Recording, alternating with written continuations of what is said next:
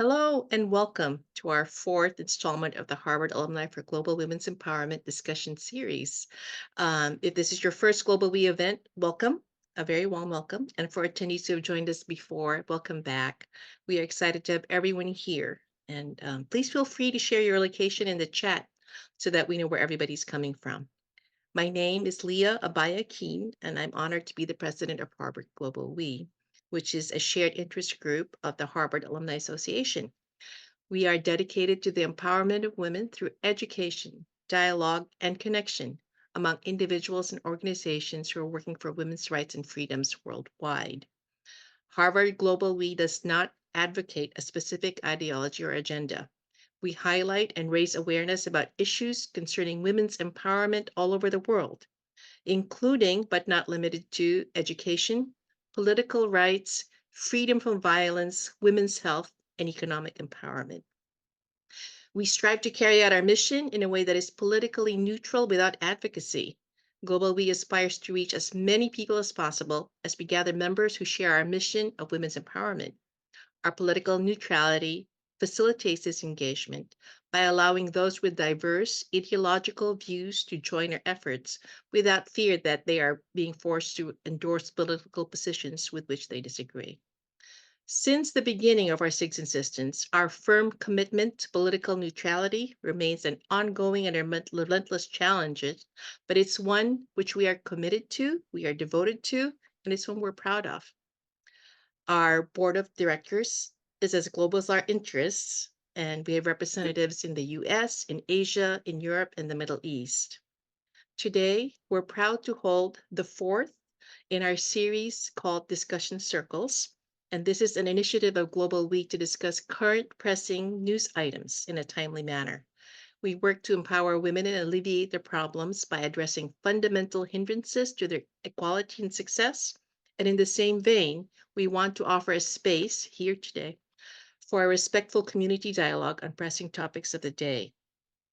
This discussion circle series is just one of several types of programs that Global We provides, including an annual Women's Empowerment Expo, an annual Alumni Student Roundtable, a movie club series, and a fireside chat series.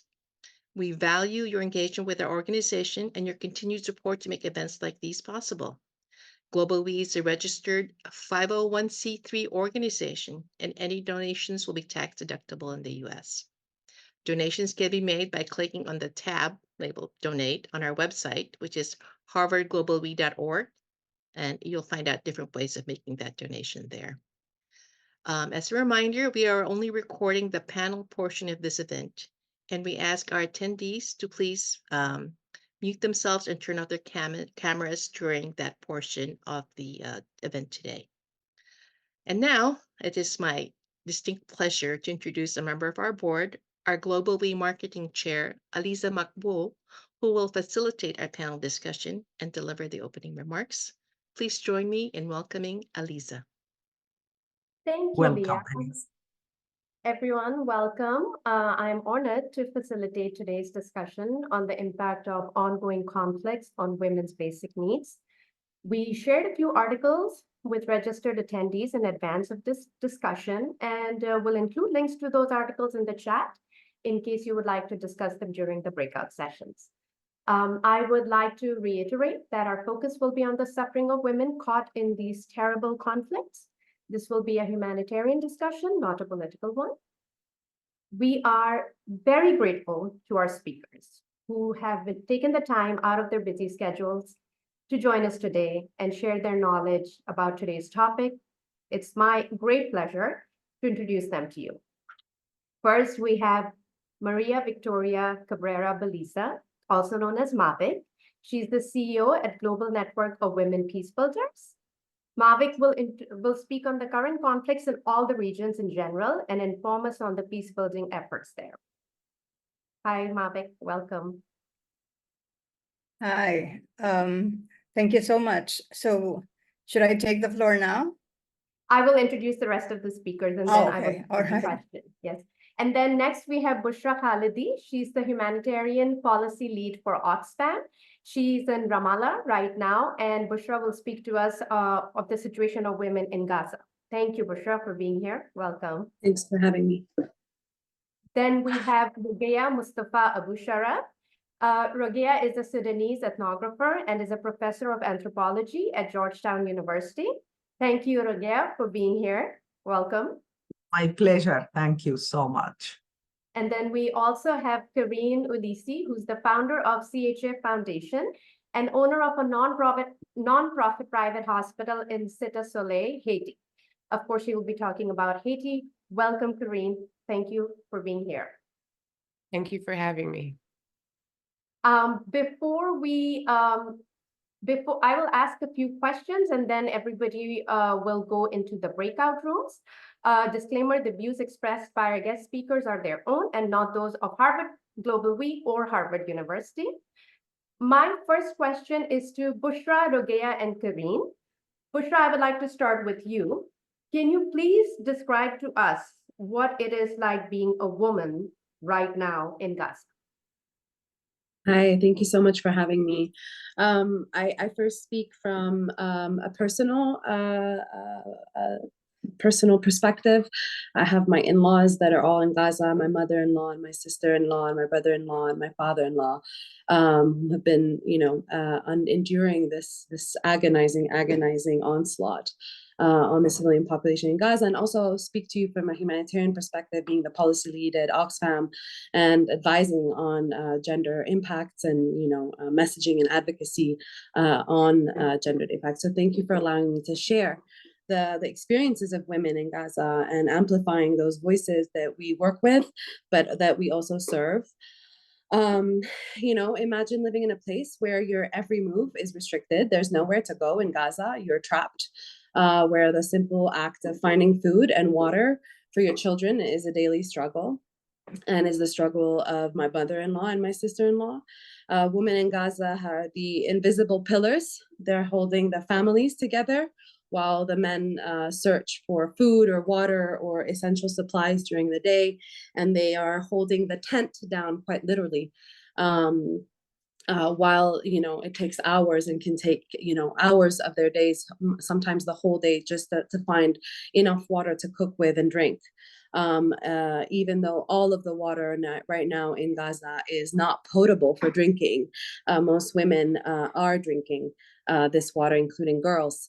More than 1.9 million people have been displaced, and as we speak, there's about 800,000 people that have now made their way for the nth evacuation order from Rafah to the middle area. And the half of these displaced civilians are women and girls, and these women, they often remain behind as caregivers for their parents or for the elderly and for the disabled, and often women are the ones that are unable to flee and therefore bearing the brunt of this onslaught that we've been seeing over Gaza by Israeli authorities for the last 7 months. One woman, actually, she is the wife of a very good friend of mine in Gaza. She was forced to give birth in a tent and had to have a C-section because her baby was breech. There are countless reports in Gaza of women undergoing C-sections without anesthesia, including my friend's wife, due to the lack of medical supplies. And the Israeli restrictions on what can come into Gaza. And so the agony and the trauma of such experiences are just beyond words. Another woman that we know and worked with had to use fabric from her tent as makeshift menstrual pads because the Israeli restrictions prevent essential supplies from entering Gaza. The relentless onslaught completely devastated the water and the sanitation sector. So it's led to dire water contamination issues in Gaza. And many women are unable to lactate because they're stressed out or they're drinking polluted water that they're consuming. And so the scarcity, of clean water is also leading to an outbreak of diseases where my sister-in-law and my mother-in-law are now suffering from hepatitis. The long-term impact on women in Gaza, we can safely assume, are devastating. Maternal stress from constant exposure to such violence has led to premature births. We work with our partner Juzur that has reported that the statistics, are absolutely staggering. There's been a 300% increase in miscarriages in Gaza due to the relentless attacks. Wow. Yeah. Thank you, Bushra. Those numbers are staggering. Thank you and we will get into that more in our discussion in a little bit. I do want to give Rogeya. Rogeya, I wanted to ask you, moving from Gaza to, Sudan, we haven't seen much coverage on the plight of Sudanese women. So please give us a brief background on the conflict for those who might be unfamiliar, and then describe to us what it's like to be a woman in Khartoum and the Darfur region right now as well. Thank you so much, Aliza, and everybody here. I think what Bushra has shared is pretty much reflective of the position of women and girls in conflict and unrest. However, and you are absolutely right about the fact that the Sudan hasn't received a lot of attention, although the scale is absolutely devastating, of the displacement, of the border crossings, and this is if you manage actually to cross the border. The situation of sexual violence came to the fore. I subscribe to different WhatsApp groups, and they keep updating about the situations of the militias and of the army as well. And just for background, the Sudanese army and the Rapid Defense Forces, formerly known as the Janjaweed, that is who they are, militia, they were part of the government of the so-called Sovereign Council. Mm-hmm. And there was a huge disagreement about the future of the Rapid Defense Forces, these militias, whether they are going to be incorporated as part of the army. And of course, I just want to be brief to give everybody the opportunity to have an equally speaking part. But of course, that resulted in conflict and massive violence. What happened in Khartoum, again, is not receiving that significant attention, unless if you want to look specifically for developments in the Sudan. But Khartoum, as we know it, no longer exists. The total devastation, the looting, the displacement of people, the dispossession, because some of these militia members and the army and other mercenaries took over entire neighborhoods. Women were also violated, and girls, so the issue of rape in conflict has been pretty much a story to which I am sorry to say that people expect it to be, okay, this is a weapon of war. But I see it as a continuation of what had happened for a long time, over generations, and also the perception of vulnerability. So as to be expected, the women who were displaced had to flee, and they had to flee to different parts, from Khartoum to Al Jazeera, province and other provinces. People who have family in other places and the states fled, but of course the violence followed in Al Jazeera and in other places. In Darfur, we see a continuation of what happened to the total devastation of women and girls and the entire population, really, as Bushra was saying, also the elderly. But we have to stress that, yes, the suffering and the experiences of women are very specific to the fact that they are women and children. The issues of mobility for people, you have to afford to be able to afford to pay somebody to get you out. And that is, again, led to the fact that a lot of people are still stuck in Khartoum North, and Omdurman and other areas of the sprawling city, and elsewhere in different provinces. So I am also very interested to hear some more from Bushra and other panelists about the idea of mobility, the mobility of women and girls during conflict and unrest. In the most relatively peaceful of conditions, the issue Yeah. of menstruation Yes. weighs so heavily. There is something, a student of mine, a young, very brilliant student, started an organization in India about Mhm. period poverty. Yes. So the fact that you are constrained, there is an extra layer about how you can get out, how you can go fetch water or anything. So the basic needs are basically unmet. Before this conflict, people still suffered tremendously under economic collapse and by both parties. And that is a story that we have competing struggles over power and money and internal and external forces, and women had to bear the brunt of that. Thank you so much, Rogia. We will we'll delve into it more in a minute.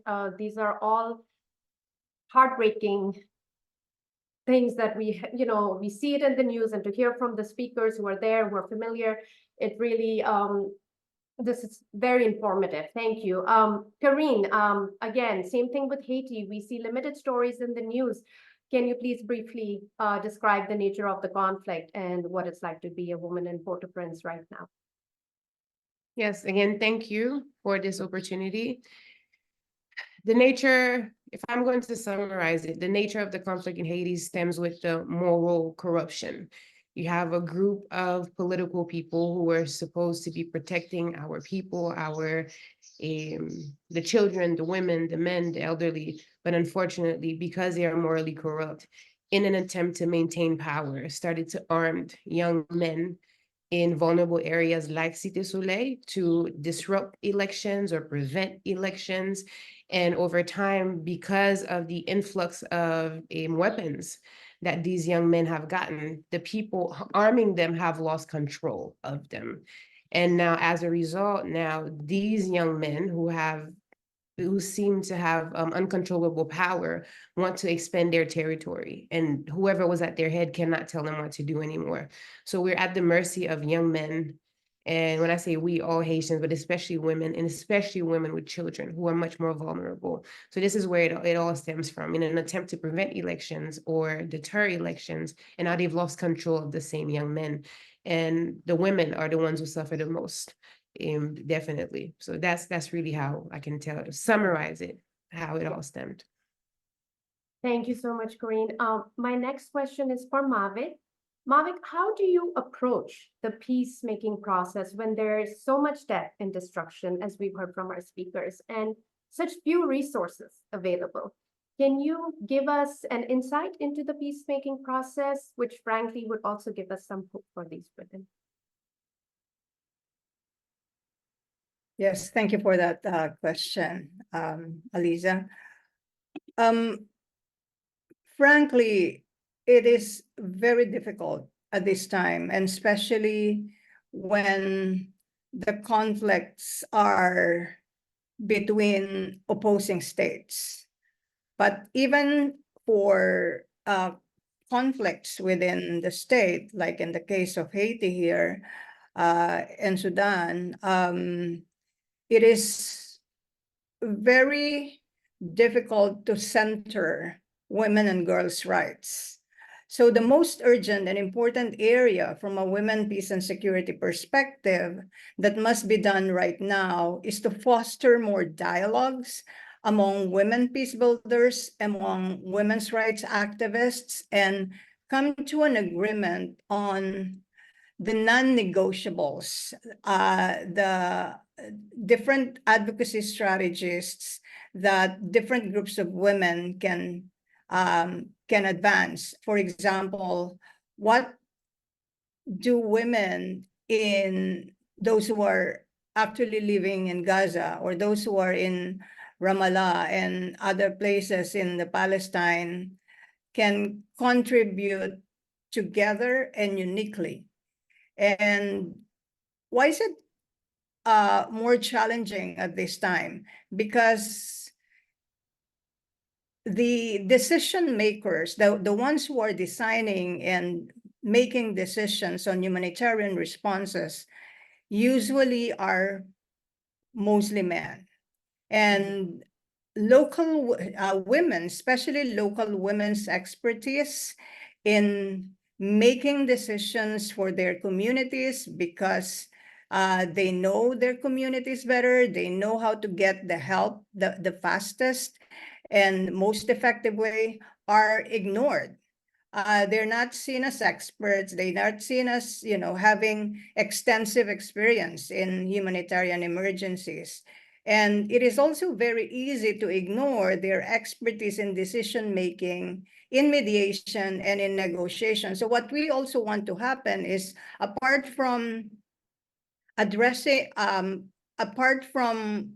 implementing life-saving humanitarian assistance, is we want a continuum to women's meaningful participation in designing and decision-making in reconstruction and recovery, so that women are not just in the sidelines, but at the center of leadership and decision-making in that transition. And there are a couple of peace initiatives that are ongoing right now, like the proposal of Qatar and Egypt for a ceasefire that was agreed upon already by Hamas, but Israel refuses to recognize it. And the other one is the call for the respect of respect for international humanitarian and human rights laws by the African Union and a number of other multilateral and intergovernmental, as well as individual governments, to address the peace situation in the Sudan. So women must come together, that while addressing their diversity, recognizing their diversity, must agree on their non-negotiables to put forward in those processes. Wonderful. Thank you so much, Mavic. And I have one more question to all of you. And if we could quickly, in a minute each, do that so that we can get into the discussion circle and give our attendees a chance to ask questions as well. We'll go in the same order. Bushra, what are the long-term impacts of the conflict on the women in your region? I mean, it's a hard question to answer because we're in the midst of it. But we've also seen the level of devastation in Gaza before, because this is the sixth, escalation. We've never seen it at this scale. But I mean, I think the mental health impacts are not to be understated. And we will not see this now. But I think also a big program that we work on in Oxfam is women's empowerment and building women cooperatives and supporting women entrepreneurs. And what is happening in Gaza and the broader blockade and the broader military occupation and Israel's military occupation on Palestine has impacts of killing hope and killing the ability to dream and the ability to hope for a better future. And in 2021, we carried out a research about hope with children. And at the time, 90% of the children in Gaza said that they were hopeless and they had lost hope in our world leaders. And I always ask myself, and have been asking myself in the last 7 months, what hope do Palestinian women, have? And without hope, what future do we have? And so it's the long-term impacts are very complex, but Palestinian women have shown resilience for decades living under occupation.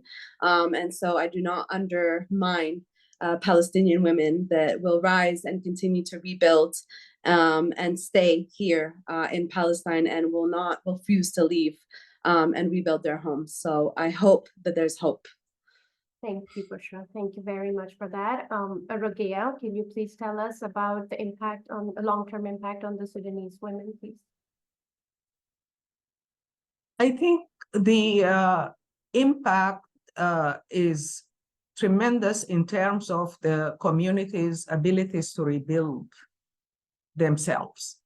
I agree that with Bushra that, women shoulder the overwhelming responsibility for holding communities and families together, but also as people who negotiate daily life to sustain, everybody themselves and everybody else around them. With the scale of the destruction that we are witnessing throughout the Sudan right now, I am worried to say that this impact is going to be long-lasting with the scale of the displacement and the near impossibility of return. Today, somebody was posting about people who tried, were displaced and of course suffer so much, no place. They were on the streets in Port Sudan, sleeping on the street, and they decided to go back to Khartoum, to one of the towns. And what they found was just the rubbles. So it just makes it so materially impossible for everybody to go home. The emotional stress, as we have seen also in the situation of Gaza, where you have a lot of children who witnessed unspeakable atrocities. In the Sudan, also there was a report about the situation of children at the border of Egypt, the borders of Chad, the borders of Ethiopia, and to say that they have nightmares, they really have a lot of trauma. So without having an infrastructure that would ensure some kind of material and psychological and, support, I am afraid that right now there is no hope right now. That is very heartbreaking to hear of all these regions. It's really, I have no words. Karine, can you please tell us about Haiti and what you think are the long-term impacts? Similarly to what everyone else has said, the long-term impacts are a little difficult to gauge now. This is something that has been, am I on mute? I just say I'm on mute. No, we can hear you. Sorry. It's difficult to gauge now, especially when it comes to the mental health aspect of everything. Women have been the pillars of communities for the longest, and you have traumatized women. If brief example, at our hospital, the women who have been sexually violated, when they become pregnant by the person who violated them, and it's a boy, they abandon them or they abuse them. So now you have the possibilities of that same little boy who's a victim himself, who didn't ask to be here, might grow up with the hate of women. And then because of that hate, might violate women himself. So socially in the communities, the ability for communities to build trust in one another, the relationship between men and women, I think is at stake. And mental health impact, definitely difficult. My children here in my orphanage, when they hear a loud noise, even when they just came to me, they're traumatized by loud noise. So from inside the tummy to now, it's just been trauma and trauma. So the long-term impact in terms of mental health remains to be seen. Economically, no idea how communities will be able to rebuild themselves as so many women are being displaced. And then the dynamic, Haiti is very much so still a very traditional men and women country. But the women I've interviewed, they're like, I'm done with men. I'm not interacting with men anymore. And unfortunately, even though they say that, their next interaction is often without trust and without their consent. So I cannot answer what I think the long-term impact can be, but it is definitely not looking too positive unless the efforts to recover are led by locals. Thank you, Karine. And Mavic, you'd be able to speak on the overall situation for us, given your extensive background doing this for years. Yeah, I'm repeating some of the points that have already been said. So in addition to the life-saving humanitarian assistance that are being done now, limited though, like, providing food, water, medical care whenever possible, it is necessary to also work for civil society, governments and civil society, private sector, the UN and other multilateral institutions to work together to address the long-term effects by addressing them now, such as providing educational opportunities, amidst the crisis and the conflicts, supporting local entrepreneurship, because the most difficult for countries and territories after the war is rebuilding state institutions, rebuilding public institutions, and rebuilding the economy. And so, in other words, our life-saving efforts at the moment must be complemented by ensuring human security that is the foundation of peace building and prevention of future violence. I know all of us know it's not easy, but we also know it's not impossible and there's no alternative to hope. Excellent points from all our speakers. Thank you so much for educating us on all these complex situations.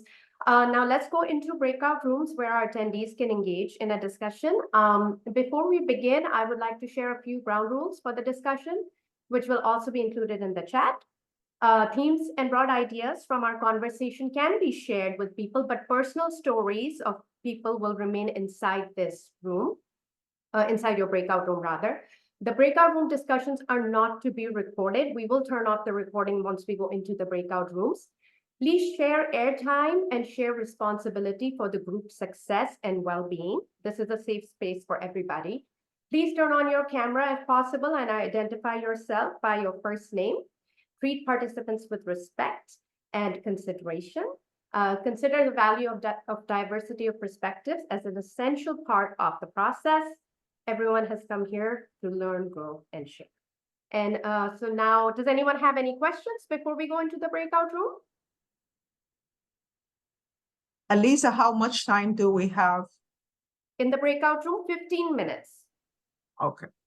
And then we will be prompted to come back to the main room. But for the breakout room, you will get a prompt to join a breakout room. Please go ahead and join it when our Aarti prescribes one to you. And now the recording will be turned off. Great. Thank you. Thank you. Panelists, since we didn't give you that opportunity before during the panel, and also if there's any sharings you would, that you got in your group, that you learned in your breakout rooms, or any points that were made that you'd like to share with a larger group here. Julie. This isn't so much from our breakout room, although we did discuss it. I just want to thank Mavic for sort of precipitating our focus on what is really important, which is to give women a voice in leadership and political power, which could allay these conflicts, but also could potentially help, when there is a conflict, help women not be the worst victims of the conflict. And we took that forward in our room, and I feel like as I listen to all the speakers, the lack of political power of women in these zones of conflict is really the crucial problem. So I appreciate Mavic, and I just wanted to say that. Thank you. Thanks, Julie. Okay. Any other questions or comments? I know there has been Okay. interest in people learning more offline, carrying on the discussion offline. And if you would like to just on info@Harvard Global, we send us your email or give us permission to share your information with the people that you would like to speak with. We'd be happy to facilitate that. So you can continue the discussion offline. And also, if the speakers or any of the attendees have any resources that they would like people to read, you are also welcome to put that in chat, and I can also email it post-event for people's reference. For me, this is Karine. I just wanted to say from the breakout session, one of the solutions, someone had asked what could be a solution to support women in Haiti, in addition to creating spaces for us to have these kind of communications, is at the elementary school level, is educating our boys. And someone said it on what masculinity is, because in Caribbean countries, and it's still very much so old school, where masculinity, being considered a man, is you have to have power and violence. And it's in those future talks for revitalization of communities, we cannot ignore that the violence is done by men. So in order to rehabilitate, we may not be able to rehabilitate these gang members now, but in schools at the pre-K level, what can we do to make gender equality respect for women? It doesn't have to call respect for life, human life, for one another, implemented in curriculum. So little activities through summer camps, etc. So starting with the little ones, starting with the boys, educating them so that in 15 years, because these in Haiti, the gang members, most of them are between the ages of 11 and 17. So if we can start now, because they're the most impressionable, they're teenagers. So if we can start in whatever the next phase is, even in those refugee camps, if those boys, if we can start educating them now on what treating one another with respect, even though they don't see it modeled around them, what it should look like, what is being a man, what is not being a man, some even sex. And families are completely broken apart in Haiti. You have to destabilize women. The first thing they do is kill the men, kill the fathers, the protectors, the providers. So you have women who are completely in charge of being the women, the fathers and the mothers in a traumatic way.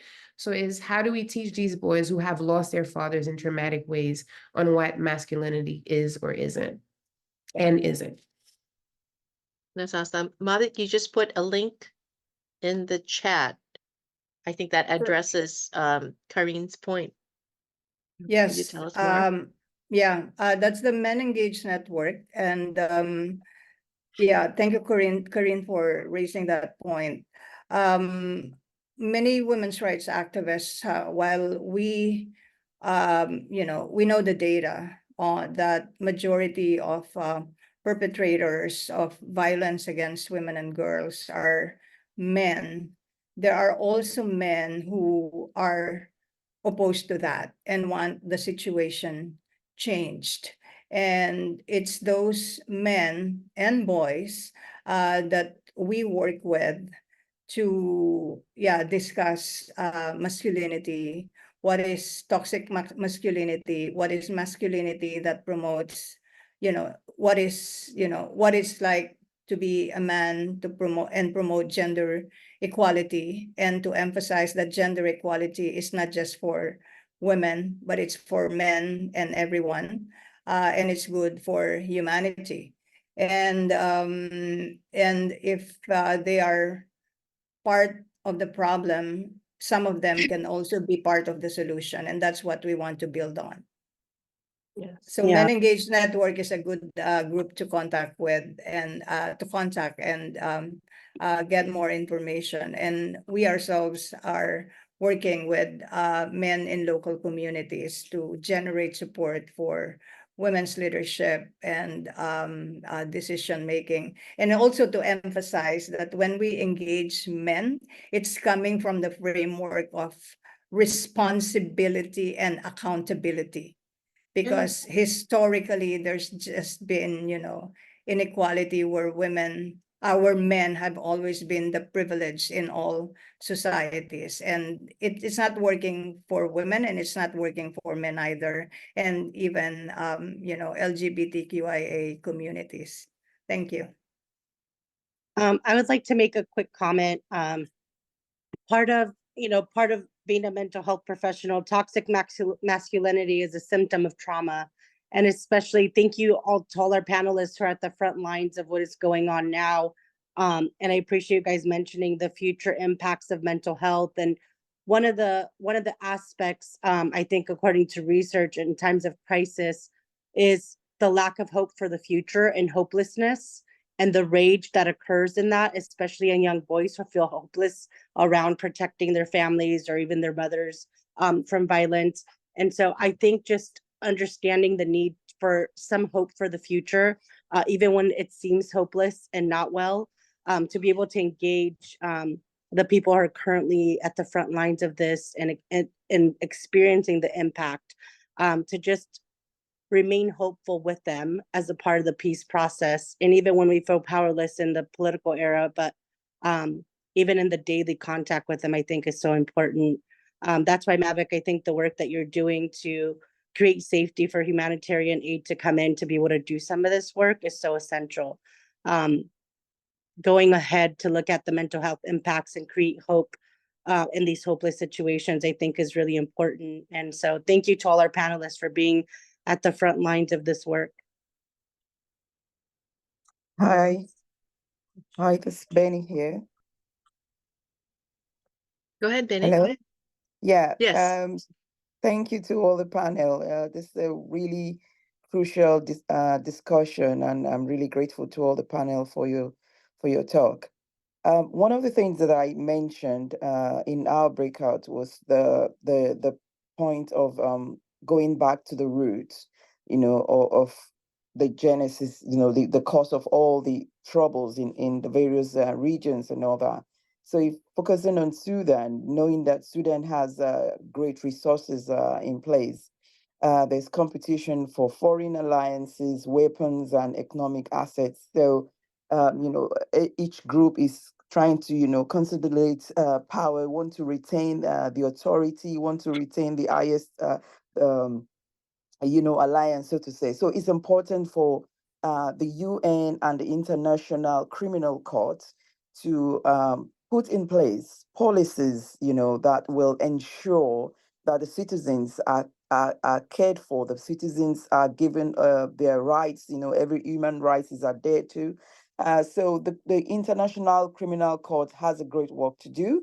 The UN has great work to do because the peace process has to be closely monitored to ensure that, valuable policies are put in place. Educating the women, because one of the ways to regroup, and impact confidence in women is to ensure that you empower them through education, and not just the women actually, but the children and every aspect, even the men. So it's important that going back to roots to understand the genesis of the problem, to understand the reasons for all the uproar, and addressing it via the International Criminal Court and the UN will really go a long way to ensure peace and tranquility into each region. Thank you, Benny. Very important point. We discussed a little bit of that in our group. We could go longer, I think. I know I would have a lot more questions, but I'm afraid our time is coming to a close. So I will now hand it over to Arti, our programs director, to take us out of here. Thank you. Thank you so much. I really appreciate this, and I hope to stay in touch. Sure. Thank you, Yes, Rokhaya. please. Hello, everyone. On behalf of Global We, I extend my heartfelt gratitude to everyone for joining us today. A special thank you to our speakers, Karen, Mavic, Rokhaya, and Bushra, for enlightening us about the situation in your respective areas. These stories are truly heartbreaking, and we hope that such discussions will pave the way for meaningful solutions to these conflicts. We truly appreciate Mavic and Karen for providing actionable steps we can take to contribute to the efforts. A tremendous thank you goes to our board member, Elisa, for expertly moderating this challenging yet vital discussion. Thank you to Anika, Estera, and Leah for moderating the discussion at the breakout rooms.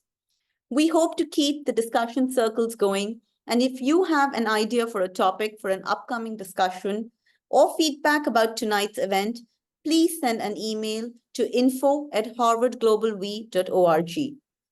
I would like to share some announcements before we close. Global We is celebrating its 10th anniversary this year, and we are excited about a few more upcoming programming marking this milestone to share with you in the coming months. If you are not already a Global We member or a friend of Global We and would like to join us, please visit our website at harvardglobalwe.org or click on the link in the chat to register to receive our newsletter. You can also check out our volunteer opportunities on our website. We would love to have more of you get involved with us. Please follow us on our social media platforms. Thank you again for your participation and hope you have a wonderful rest of your week. We hope to see you again. Thank you so much. Thank you so much, everybody. Thank Bye. you. Thank Bye. you. Bye. Thank you. Can I please request Global We personnel and esteemed panelists, please stay back. Yes, we'll have our usual post-event debrief.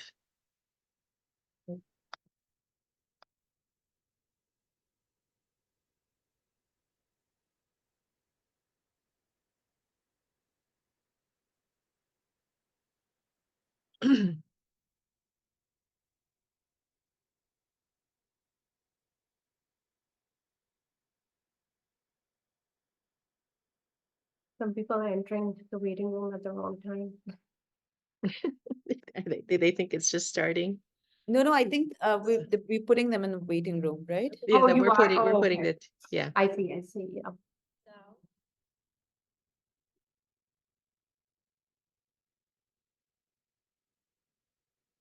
Okay. Oh, we lost our panelists.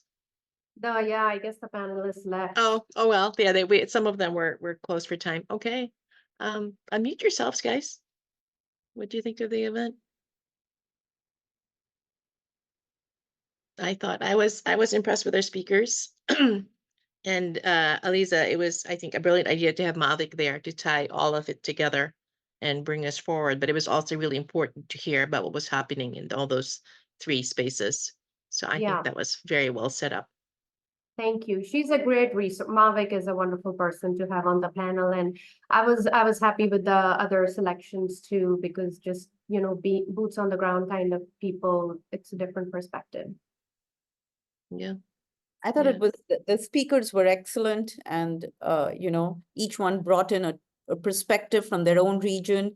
I think in a way it also did not make us be biased towards just one position. You're sort of presenting an overview of everything around. So I thought that was an excellent idea. And Aliza, you were fantastic as usual. Thank you. So, and surprisingly, I hope no unruly behavior or anything comments in any of the Yeah. breakouts. I think it was very decent. There were no comments this time. I think we had a couple of comments in the last discussion circle, but this one was very calm in terms of just housekeeping rules and stuff like that. Yeah. Yeah, Angela and, and I were in the same room. It was pretty quiet. I had to keep fooling. It was Mavic and me, basically. Oh. No, How were the Julie and other I were in rooms? the same room, and Puram was also there.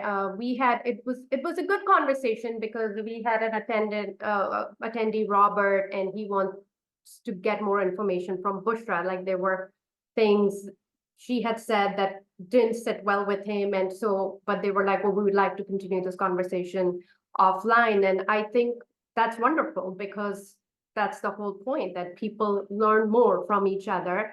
And I really thought it was good and what I took away from it is like the common themes, and regardless of the region where the conflict is, the suffering more or less is the same, the mental trauma.